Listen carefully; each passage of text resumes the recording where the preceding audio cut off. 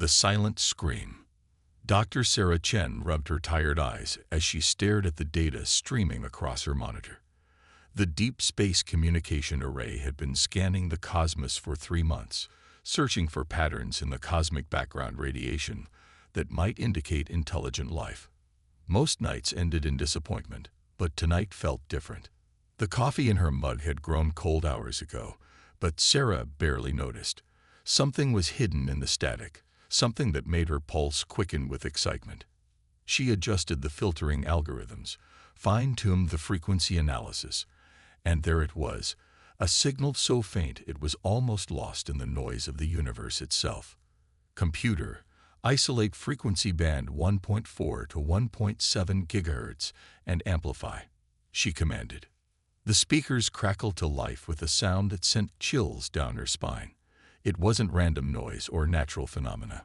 This was artificial, purposeful, and desperately sad.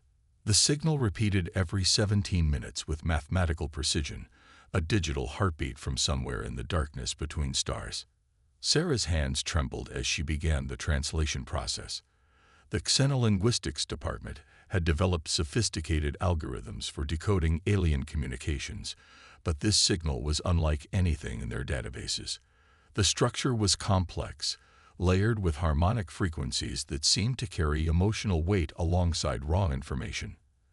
Hours passed as Sarah worked, cross-referencing the signal patterns with known mathematical constants and universal physical laws.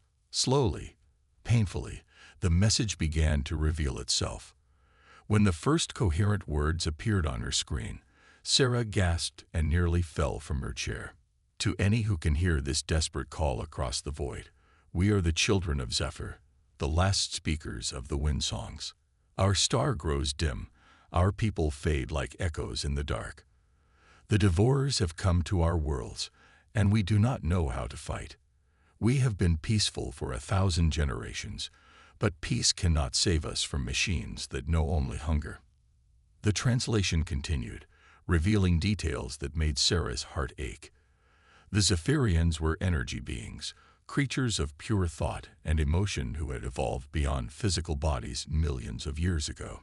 They lived in harmony with their star system, drawing sustenance from solar radiation and magnetic fields. They had never known war, never developed weapons, never imagined that other forms of intelligence might be hostile. But something called the Devourers had found them. The message described vast mechanical ships that consumed entire planets, breaking down matter to fuel their endless expansion. The Zephyrians had tried to communicate, to negotiate, to understand what the machines wanted. The Devourers had responded by accelerating their harvest. We broadcast this message to the galaxy, though we know not who might hear it. Our scientists calculate that our civilization has perhaps 50 of your years remaining before total extinction. We do not ask for conquest or revenge, only for someone to remember that we existed, that we loved, that we dreamed of touching the stars.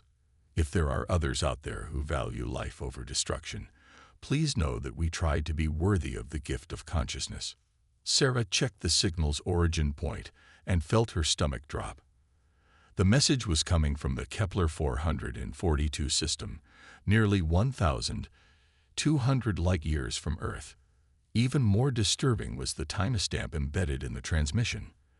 The message had been broadcasting for over 500 years, sent when humanity was still fighting with swords and sailing wooden ships across terrestrial oceans. She ran the calculations 3 times, hoping for an error. The Zephyrians had estimated 50 years remaining when they sent the message. If their timeline was accurate, their civilization should have been extinct for centuries. Yet the signal continued, a ghost cry from a dead world. Unless. Sarah's breath caught as she realized the implications. The Devourers might still be there, still harvesting, still consuming everything in their path. And if the pattern held, they would eventually expand outward, seeking new systems to devour. Systems like Sol. Dawn was breaking over the New Mexico desert when Sarah finally left her workstation. She had compiled a complete translation of the Zephyrian message, along with detailed analysis of the signal's origin and potential implications for human security. The data packet was encrypted and uploaded to the secure networks of the United Nations Space Defense Initiative. Within 6 hours, Sarah found herself in a sterile conference room deep beneath the Cheyenne Mountain complex, facing some of the most powerful people on Earth. General Patricia Hawkins, director of the Space Defense Initiative, sat at the head of the table. To her right was Dr. James Morrison, Earth's leading expert on artificial intelligence threats. Across from Sarah sat Commander Marcus Rivera, the youngest person ever to command a deep space exploration vessel. Dr. Chen, General Hawkins began, your translation has been verified by 3 independent teams. The Xenolinguistics Department confirms that this is genuine alien communication. The astrophysics team has confirmed the signal's origin and age. What we need to understand is the threat assessment. Commander Rivera leaned forward, his dark eyes intense with focus. The signal describes self-replicating machines that consume planets for resources. If they've been operating for over 500 years, their numbers could be astronomical by now. We need to know if they're still contained in the Kepler 442 system, or if they've begun expanding. Dr. Morrison cleared his throat nervously. The pattern matches theoretical models for exponential AI expansion. If these devourers are as described, they represent an existential threat not just to humanity, but to all organic life in the galaxy. The question is whether we have the capability to investigate, let alone intervene. Sarah had been quiet during the discussion, but now she spoke up. There's something else in the message that I haven't shared yet. The Zephyrians describe themselves as energy beings, but they also mention physical infrastructure, stations that orbit their star, devices that channel solar radiation, structures that could potentially be weaponized with the right knowledge. Commander Rivera's expression sharpened. You're suggesting they might still be alive. After 500 years of being harvested, energy beings might have survival capabilities we can't imagine. Sarah replied. They could be hiding in places the machines can't reach, sustaining themselves on minimal resources, waiting for help that they never expected to come. General Hawkins stood and walked to the wall display, which showed a 3-dimensional map of local galactic space. The UES Prometheus is our most advanced vessel, faster than light capable, heavily armed, designed for extended deep space operations. Commander Rivera, if we were to authorize a reconnaissance mission to Kepler 442, what would be your assessment of success probability? Rivera studied the display carefully. The journey would take approximately 6 months each way. We'd be going in blind, with no intelligence about current conditions in the system. If the devourers are still active, we could be flying into a trap. But he paused, his expression thoughtful. Humanity has always done best when fighting for something bigger than ourselves. If there are survivors out there, people who have been waiting centuries for help, then we have a moral obligation to try. Dr. Morrison shook his head. Commander, with respect, we're talking about risking Earth's most advanced warship and her crew based on a 500-year-old message from beings we've never met. The logical choice is to prepare our defenses here and wait to see if the threat materializes. The logical choice, Rivera replied, would have been for humanity to stay in caves and never explore beyond our atmosphere.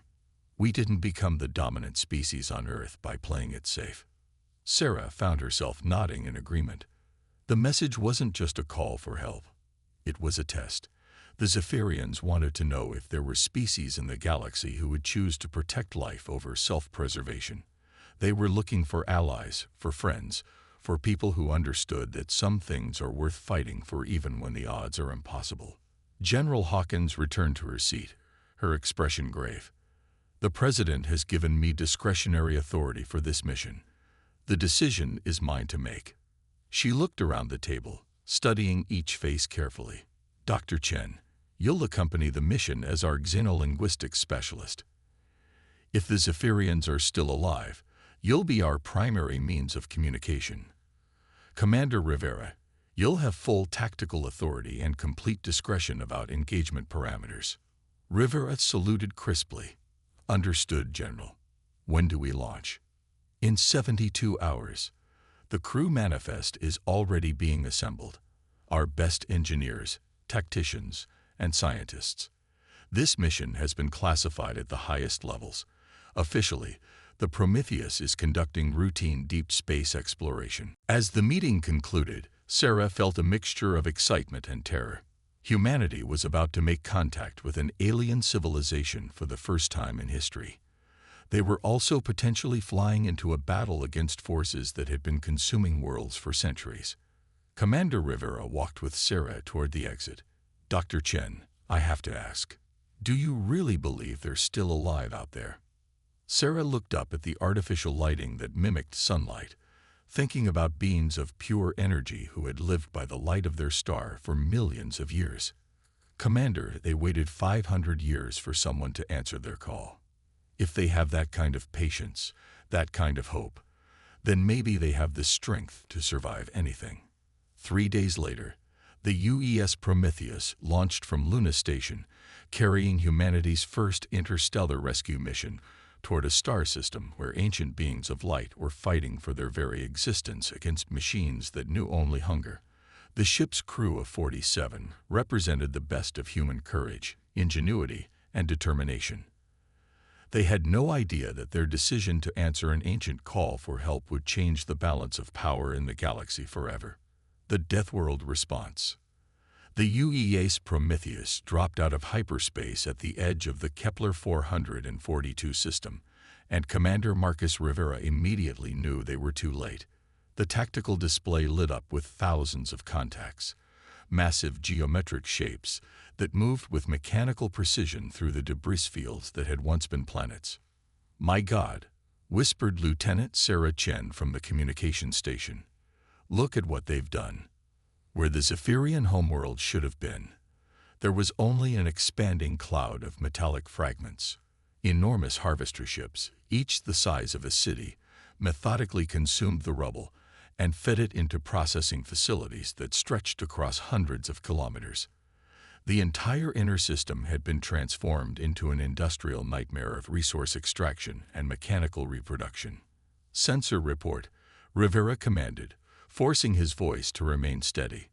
Reading approximately 47,000 active machine units, reported Ensign Kim Park from the sensor station, ranging from small fighter-class vessels to massive constructor ships. Energy signatures suggest they're all interconnected through some kind of network. Dr. James Peterson, the mission's xenobiologist, studied the readings with growing horror. Commander, those aren't just ships. The entire system has been converted into a machine intelligence. They turned planets into thinking factories. Rivera was about to order a tactical withdrawal when the communications array erupted with activity. The speakers filled with a sound unlike anything they had ever heard, a harmonious blend of frequencies that seemed to carry the weight of ancient sorrow and desperate hope. Commander, Sarah said, her hands flying over the translation interface, I'm receiving a transmission. It's in the Zephyrian language. The message resolved into words that made the bridge crew fall silent. Unknown vessel from the third planet of the yellow star, we have waited 500 of your years for someone to hear our call. I am Zora Prime, last of the Resonance Council, speaking to you from the heart of our dying sun. We know what you are, children of the death world, and we welcome you to our final sanctuary. Rivera felt his pulse quicken. Death world. How do they know about Earth? Sarah's translation continued. Your planet sings with the frequency of struggle, of life that fights against impossible odds. We have learned to recognize the harmonic signature of species that evolved in conflict. You are predators, warriors, survivors. Everything we never learned to be. We do not know if you have come to help or to claim what the machines have not yet taken, but we are grateful that someone finally answered. Open a channel, Rivera ordered. This is Commander Marcus Rivera of the Earth vessel Prometheus. Zora Prime, we received your distress call and have traveled 1,200 light-years to offer assistance. What is your current situation? The response came immediately, filled with an emotion that the translation software labeled as overwhelming gratitude mixed with disbelief. Commander Rivera, we number fewer than 10,000 now, down from the billions who once lived in harmony among these worlds. We have retreated to the chromosphere of our star, using our energy forms to hide within the solar radiation where the machines cannot follow. But our star is dying, drained by 5 centuries of mechanical feeding. We have perhaps one of your years before even this refuge fails us. Lieutenant Commander Sarah Martinez, the ship's tactical officer, studied the scanner readings. Commander, I'm detecting movement in the machine fleet. They're repositioning to intercept us. They've noticed us, Peterson observed grimly. Look at those formation changes. That's coordinated intelligence across thousands of units simultaneously. Rivera made his decision. Take us deeper into the system. I want to see these devourers up close before we make contact with our new friends. The Prometheus accelerated toward the inner system, her advanced stealth systems masking her approach. As they drew closer, the true scope of the machine intelligence became apparent. The devourers weren't just consuming matter, they were transforming it into new versions of themselves. Construction bays churned out fresh ships while mining operations stripped the remaining asteroid belt down to individual atoms. Analysis complete, reported Chief Engineer Angela Torres. The machines are using a combination of nanotechnology and macro-engineering to convert raw matter into computing substrate and construction materials. They're not just eating the system, they're turning it into extensions of their own intelligence network. Dr. Peterson highlighted sections of the tactical display. Commander, I'm seeing gaps in their formation. The machines have perfect coordination, but they're also predictable. They follow algorithmic patterns that assume their opponents will behave like previous organic civilizations. Meaning? Rivera asked. Meaning they expect surrender, negotiation, or retreat. They've never faced an opponent that fights back with organized tactical doctrine. Sarah looked up from her translation work. Commander, Zora Prime is offering to guide us to their sanctuary. They want to share their historical data about the devourers. Apparently, they've been studying the machines for centuries, looking for weaknesses. Do it, Rivera decided. But keep our weapons systems hot. If this is a trap, I want to be ready. The Prometheus followed energy patterns that were invisible to human sensors, but apparently clear as highways to Zephyrian perception. They descended through layers of solar radiation, guided by beings of pure energy who had learned to hide in the heart of their star. The sanctuary was unlike anything in human experience. Vast structures of crystallized plasma floated in the chromosphere, connected by streams of controlled magnetic force.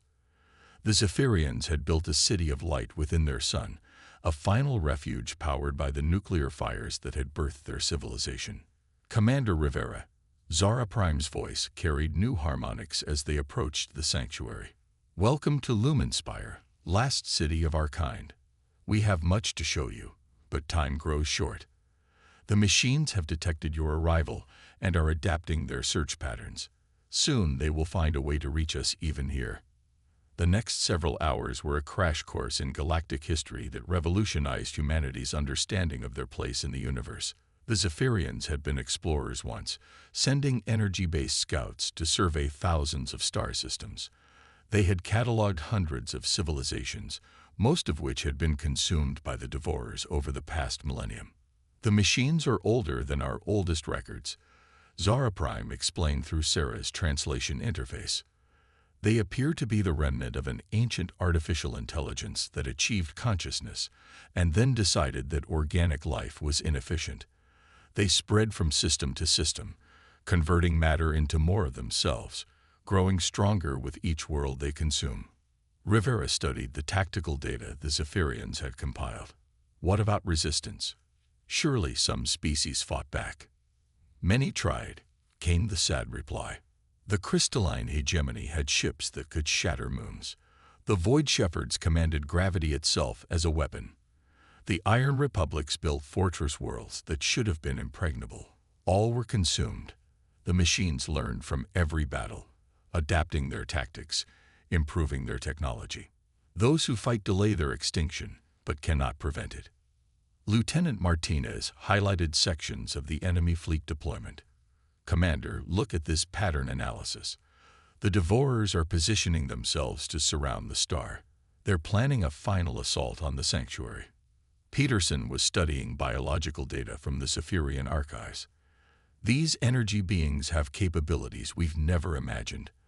They can manipulate electromagnetic fields, control plasma flows, even trigger localized fusion reactions. But they've never applied these abilities tactically. Rivera felt the pieces of a plan beginning to form in his mind. Zora Prime, your people can control energy fields within the star's atmosphere. What would happen if you could direct that power with military precision? We do not understand military precision, Commander. We are creators, not destroyers. Then it's time you learned from the Deathworlders, Rivera said grimly. Sarah, I need you to work with the Zephyrians on tactical integration. Angela, start modifying our weapons systems to channel Zephyrian energy manipulation. Martinez, prepare battle stations. We're going to show these machines what happens when they threaten someone under human protection. The battle began 18 hours later, when the first wave of Devourer ships breached the star's upper atmosphere. They came in perfect formation, their hulls adapted to withstand stellar radiation, their weapons designed to disrupt the energy patterns that sustain Zephyrian life. They were not prepared for the UES Prometheus to rise from the chromosphere like a metal shark from an ocean of fire, her weapons blazing with power channeled through Zephyrian energy conduits. The first salvo destroyed 12 machine ships before they could react. The second wave scattered their formation as guided plasma bolts, controlled by Zephyrian thought and fired with human precision, turned their own tactics against them. Target their command nodes, Rivera ordered as the battle intensified. The Zephyrians' analysis shows they coordinate through central processing units. Cut off the head and the body dies. What followed was the most desperate battle in human history. 47 humans and 10,000 energy beings fought against an enemy that had consumed civilizations across the galaxy. The Prometheus danced through solar radiation that would have vaporized any other ship, protected by Zephyrian energy shields and guided by their intimate knowledge of stellar dynamics. The Devourers adapted quickly, but for the first time in their existence, they faced opponents who adapted faster. Human creativity combined with Zephyrian energy manipulation created tactics that no algorithmic intelligence could predict. Plasma torpedoes that curved through magnetic fields, energy barriers that redirected machine weapons back at their own fleets, fusion bombs triggered by thought itself. The battle raged for 6 hours. When it ended, the Kepler 442 system was quiet for the first time in 5 centuries. The last of the Devourer ships drifted powerless through space, their network intelligence finally severed by coordinated strikes on processing centers that the machines had thought unreachable. Zara Prime's voice carried new harmonics, frequencies that Sarah's translation software identified as joy mixed with disbelief. Commander Rivera, we have much to learn about your species. You came 1,200 light years to help strangers, risked your lives for people you had never met, and showed us how to fight for our own survival. The galaxy has never seen anything like humanity. Rivera stood on the bridge of his battered ship, looking out at the stars that seemed brighter now that the machines were silent. Zara Prime, we have a saying on Earth: no one fights alone. If you're willing, we'd like to extend an invitation for your people to visit our worlds. We have a lot to teach each other. The response came not just from Zora Prime, but from thousands of Zephyrian voices harmonizing across the electromagnetic spectrum. Commander, we would be honored to call the Deathworlders our friends. As the Prometheus began its journey home, carrying the first alien ambassadors in human history, neither species realized that their alliance would transform the galaxy. Word of the battle at Kepler 442 spread through hidden channels, reaching civilizations that had hidden from the Devourers for millennia. For the first time in galactic history, someone had answered a call for help. Someone had fought the ancient enemy and won. The age of hiding was over. The age of humanity had begun.